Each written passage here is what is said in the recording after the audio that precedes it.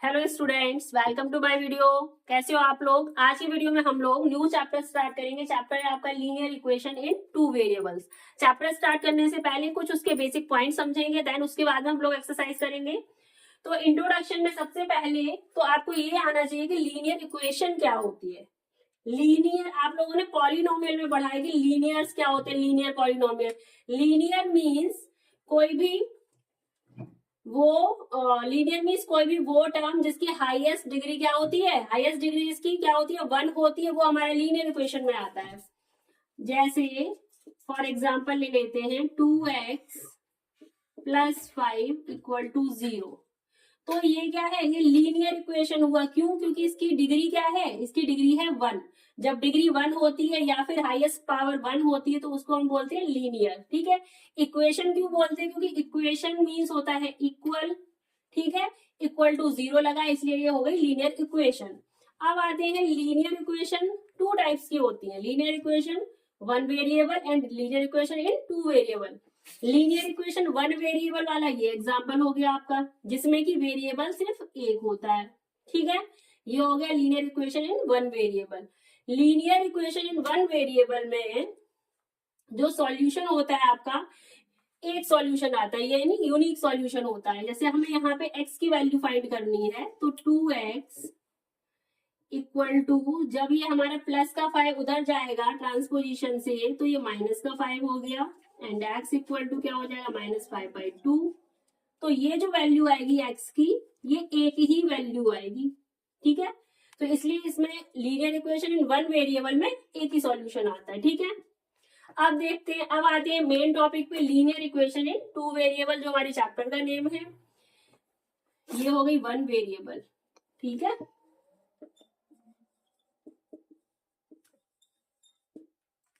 Linear equation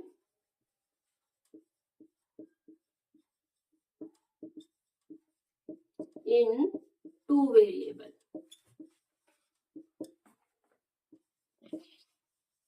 समझो, जो आपका नेम है लीनियर इक्वेशन इन 2 वेरिएबल, क्यों पढ़ा लीनियर इक्वेशन? क्यों?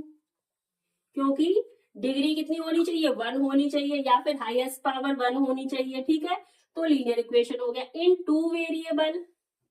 2 वेरिएबल क्यों? क्योंकि इसमें 2 वेरिएबल्स होते हैं। इसकी अगर हम जनरल फॉर्म लिखें तो जनरल फॉर्म होती है इसकी ax + by + c = 0।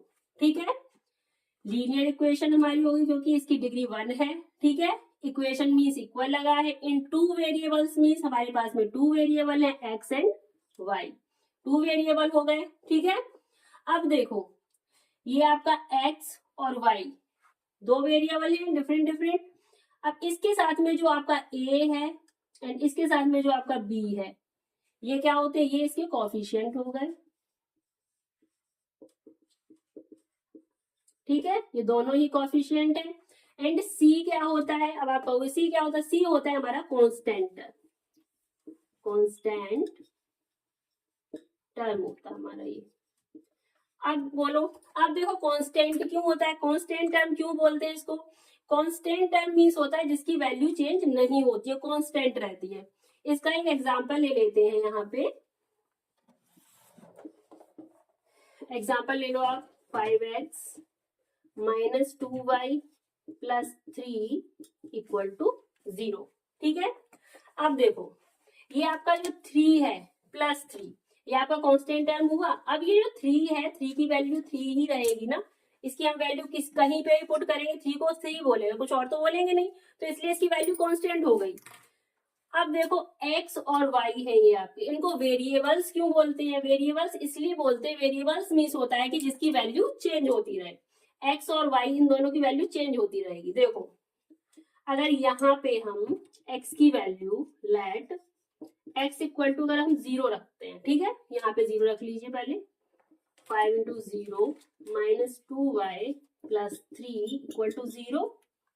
तो यहाँ पे आपका 0 हो गया, -2y प्लस का 3 उधर ले जाएंगे, माइनस का 3 हो गया, माइनस माइनस कैंसिल आउट कर दो, तो y = 3/2 हो गया। ठीक है, y की वैल्यू, जब x की वैल्यू 0 है तब y की वैल्यू हमारी ये आ रही है। अब हम अगर x की जगह पे 1 पुट कर दें, ठीक है, x की जगह पे ले लेते हैं 1, ठीक है। अब यहाँ पे हमने 1 ले लिया तो 5 इंटू 1 माइनस 2y प्लस का 3 इक्वल टू 0। यहाँ हो गया 5 1 जा 5 minus 2y plus 3 equal to 0। यहाँ पे प्लस का 5 एंड प्लस का 3 ऐड हो जाएंगे, प्लस 8 हो गया तो minus 2y plus 8 equal to 0। तो 8 उधर ले जाइए, minus 2y equal to minus का 8, माइनस माइनस कैंसिल आउट, तो y इक्वल टू 8/2, यानी यहाँ पे वैल्यू आ रही है 4। वेरिएबल हो गया कि नहीं हो गया? पहले तो y की वैल्यू, जब हम x की वैल्यू 0 पुट कर रहे थे तो y की वैल्यू 3/2 आ रही थी। जब x की वैल्यू हमने 1 पुट करी तो y की वैल्यू 4 आ रही है।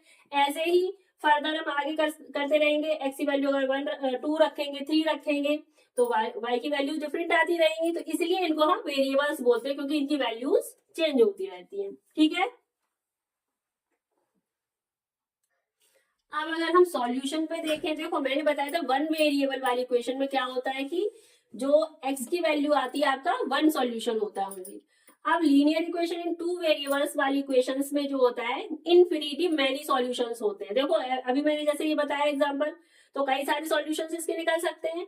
तो इसमें अगर सॉल्यूशन पे अगर हम जाते हैं, अगर पूछा जाता है आपसे क्वेश्चन कि लीनियर इक्वेशन इन 2 वेरिएबल्स में कितने सॉल्यूशन निकल सकते हैं, तो यहाँ पे सॉल्यूशन, तो आंसर आपका क्या होगा?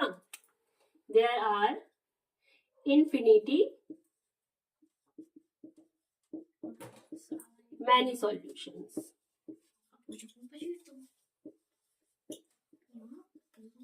ठीक है।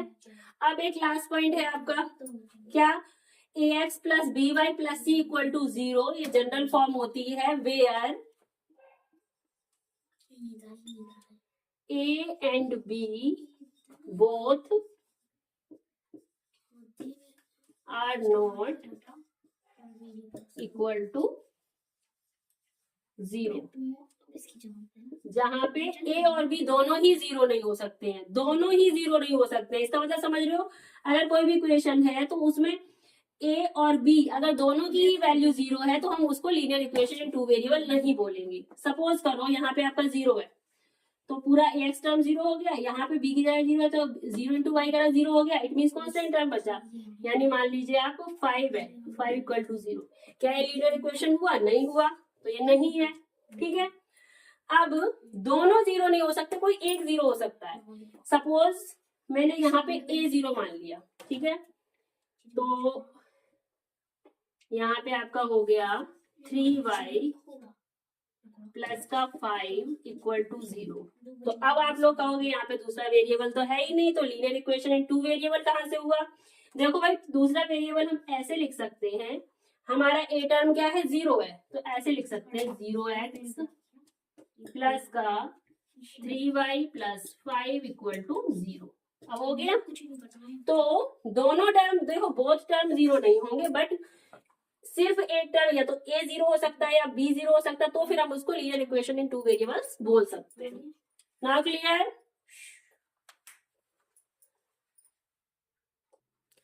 अब देखो, अब कुछ आपकी एक्सरसाइजेज जो है उनमें कुछ क्वेश्चंस ऐसे होते हैं कि आपको इक्वेशन दे दी जाएंगी और आपसे पूछा जाएगा क्या ये लीनियर इक्वेशन इन 2 वेरिएबल है या नहीं है। तो यहाँ पे देख लो, जैसे आपके पास में है 5/2x प्लस का 3y इक्वल टू -5। तो कुछ बच्चे तो यही कंफ्यूज हो जाएंगे क्योंकि मैम ने बोला है ax plus by plus c equal to 0 होना चाहिए, या तो 0 नहीं है। भाई ये वाला जो टर्म है ये कॉन्स्टेंट टर्म है, ये आपका इधर आ जाएगा, तो इसे क्या लिखेंगे? 5/2x प्लस 3y प्लस का 5 इक्वल टू 0। अब तो जनरल फॉर्म हो गई ना, ax by plus c equal to 0, ठीक है। तो ये लीनियर इक्वेशन इन 2 वेरिएबल है, यस। अब देखो, अब जैसे हम कर देते हैं 4/x, ठीक है, समझना, प्लस का 2y माइनस का 3 इक्वल टू 0। अब बताओ क्या ये लीनियर इक्वेशन इन 2 वेरिएबल है? कुछ बच्चे बोलेंगे है, क्योंकि वो जनरली कंफ्यूज हो जाते हैं, उन्हें लगेगा कि है तो x भी है, y भी है, c भी है हमारे पास, बट ये नहीं है। आप देखो क्यों नहीं है, क्योंकि हमारा जो x है, x की पावर क्या आएगी, देखो जब हमारी अपॉन में है, अपॉन में पावर जब ऊपर जाएगी तो क्या हो जाएगी, माइनस ही हो जाएगी, नहीं 4 to x to power -1 plus 2y -3 equal to 0। Linear equation के लिए रूल होता है कि जो डिग्री है हमारी, जो डिग्री है वो कितनी होनी चाहिए, 1 होनी चाहिए, बट ये तो -1 है, तो यहाँ पे ही क्या हो गया, प्रॉपर्टी हमारी गलत हो गई, तो ये क्या लीनियर इक्वेशन में नहीं आएगा। ठीक है, जो हमारा कॉफिशिएंट है वो अपॉन में हो सकता है, बट वेरिएबल x या वेरिएबल y अपॉन में नहीं होना चाहिए। Now clear?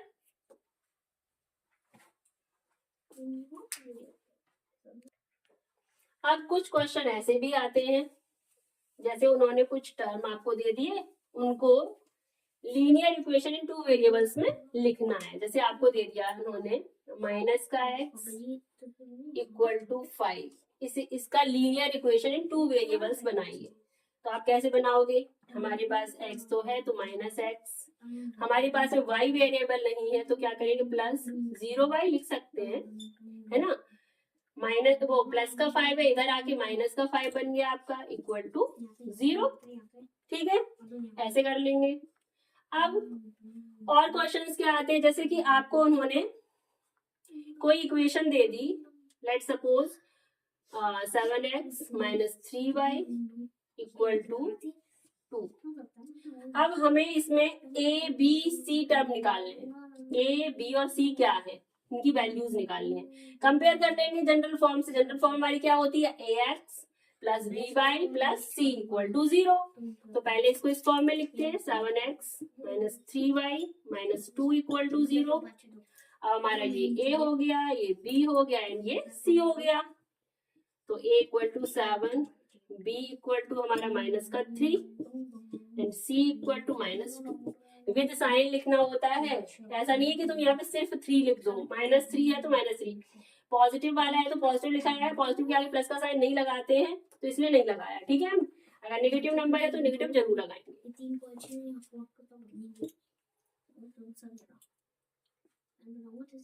तो मेरे हिसाब से आप लोगों को इंट्रोडक्शन समझ में आ गया होगा। अब हम लोग चलेंगे एक्सरसाइज 4.1 पे।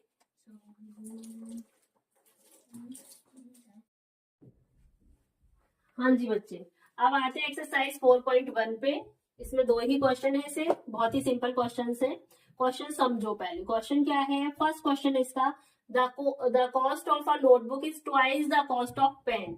द कॉस्ट ऑफ नोटबुक, ठीक है, एक नोटबुक की जो कॉस्ट है पेन की कॉस्ट का क्या है, ट्वाइस है। Write a linear equation in 2 variables to represent this statement. ऐसे क्वेश्चंस में क्या होता है, जैसे जैसे वो बोलते जाते हैं वैसे वैसे हमें करना होता है। Cost of notebook, late cost of notebook मान लिया हमने, क्योंकि हमें पता नहीं है कि भाई कॉस्ट क्या है। Let cost of notebook equal to x मान ली, ठीक है, एंड कॉस्ट ऑफ पेन मान लिया हमने y है। अब स्टेटमेंट पे आते, स्टेटमेंट उन्होंने क्या बोला, अकॉर्डिंग टू क्वेश्चन उन्होंने बोला है कि नोटबुक की जो कॉस्ट है, पहले तो आप कॉस्ट लिख लो, ठीक है, नोटबुक की कॉस्ट कितनी ली है हम लोगों ने, x ली है, ठीक है, and cost of pen, pen की कॉस्ट कितनी ली है हमने, y ली है, ठीक है। अब वो कह रहा है is equal to the cost, twice the cost of pen, जो पेन की कॉस्ट है उससे ट्वाइस है, यानी पेन की कॉस्ट कितनी है हमारी, y है, इसमें ट्वाइस कर दो, 2y हो गया। तो इक्वेशन हमारी बनेगी x इक्वल टू 2y। अब इसको हम ax plus by plus c के फॉर्म में लाना चाहते हैं, तो इक्वेशन हमारी होगी x माइनस का 2y इक्वल टू 0, ठीक है।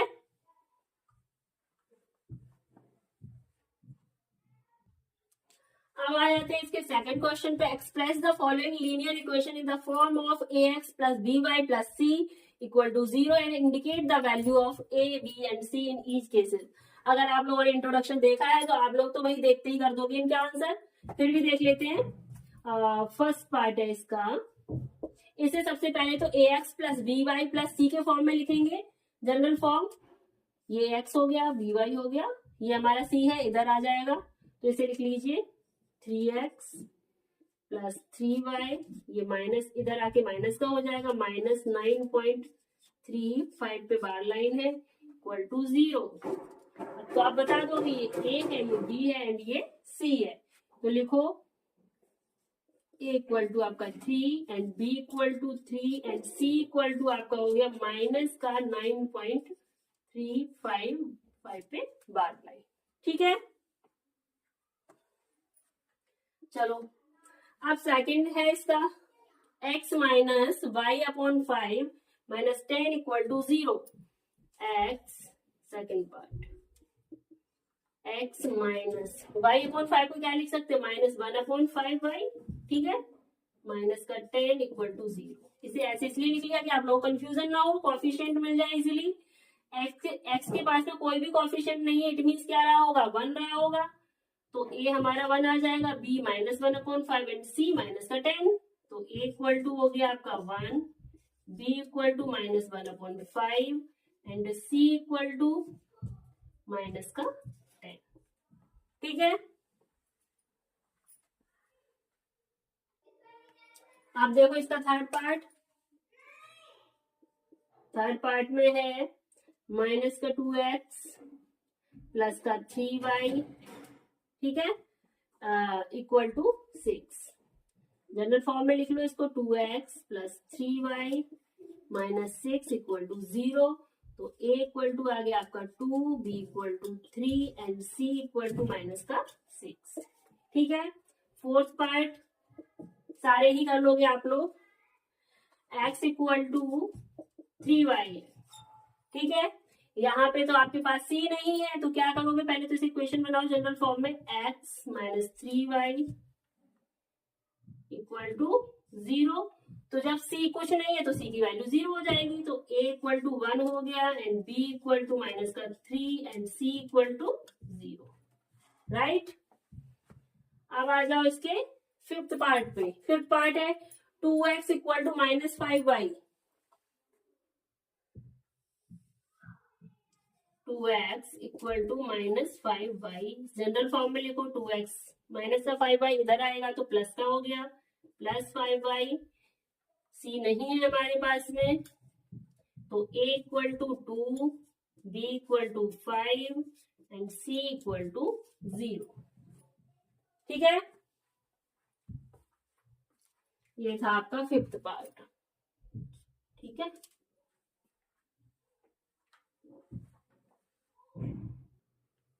अब आ जाओ इसके सिक्स्थ पार्ट में। सिक्स्थ है आपका, सिक्स्थ पार्ट क्या कह रहा है, 3x प्लस 2 इक्वल टू 0 कर लो। अब देखो यहाँ पे हमारे पास क्या चीज नहीं है, वो y नहीं है, तो इसको जनरल फॉर्म में लिखो 3x प्लस, मैंने बताया था क्या लिख सकते हैं, 0y प्लस 2 इक्वल टू 0। अब तुम्हारे पास मिल गया ये b एंड c। तो a इक्वल टू 3 हो गया, b equal to 0 and c equal to 2 हो गया। ठीक है, सेवेंथ देखो, सेवेंथ है आपके पास y minus 2 equal to 0। y minus 2 equal to 0, यहाँ पे x नहीं है तो इसे कैसे लिखेंगे, 0x plus y minus 2 equal to 0 and a equal to आपका 0 हो गया, b इक्वल टू 1 हो गया and c equal to minus का 2। ठीक है, अब एट्थ लास्ट पार्ट है इसका,